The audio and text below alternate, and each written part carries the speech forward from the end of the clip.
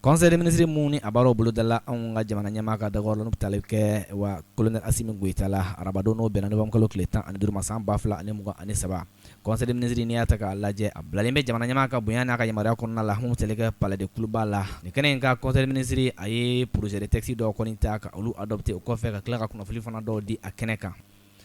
N'an bɔra yen a fɔ ma ko chapitre de communication an ka ministre min ka baara ɲɛsinnen bɛ entrepreneuriat national ma ale ni baarako fo ka taa se maaw kalali baara la a ye kunnafolidi kɛ ka ɲɛsin conseil des ministres ma a fɔ ma ko processus d'élaboration de la stratégie nationale d'atténuation de l'impact socio-économique du retrait de la MINUSMA n'i y'a ta k'a lajɛ MINUSMA maaw talen ka bɔ an ka jamana kɔnɔna la maa minnu tun bɛ baara la o yɔrɔ la wulikajɔ jumɛnw kan ka se ka ta ka ɲɛsin u ma cogo min na o sigilen kana to tan k'a fɔ ko o tɛ baara la tun o hakilina kɔnɔna la n'o bɛ tali kɛ nin projet la a fɔ ma ko stratégie ko a tala ka bila sen kan cogo minnu la ka se ka o hakilinaw kɔni cari ka taa a sen fɛ jamana gouvernement kɔni ni hakilina in ta ko a bɛna kɛ sababu ye ka se ka fɛɛrɛw fana sɔrɔ maa minnu kɔni bɛ ni olu kɔni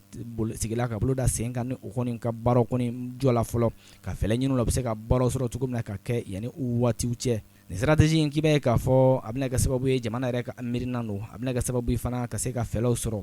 gɛlɛya caman bɛ yen nɔ ka se ka u gɛlɛyaw ta ka bɔ yen nɔ kɛrɛnkɛrɛnnen la sɔrɔ bunakun kan maa minnu kɔni n'i y'a ta k'a lajɛ n'o tun bɛ ka baara kɛ MINUSMA yɛrɛ ka bolo kan MINUSMA talen kɔ bi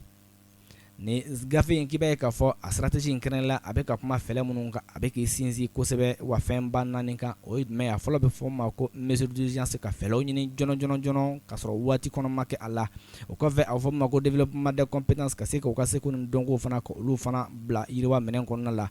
promotion de l'emploi et l'esprit entrepreneurial o kɔrɔ tɛ dɔwɛrɛ ye ka se ka u ka seko ni dɔnko fɛlɛ minnu bɛ o la ka tila k'a jira k'a fɔ o bɛ se ka fɛn fɛn fana kɛ o yɛrɛ ye baara bunakun kan ka sinsin o kan.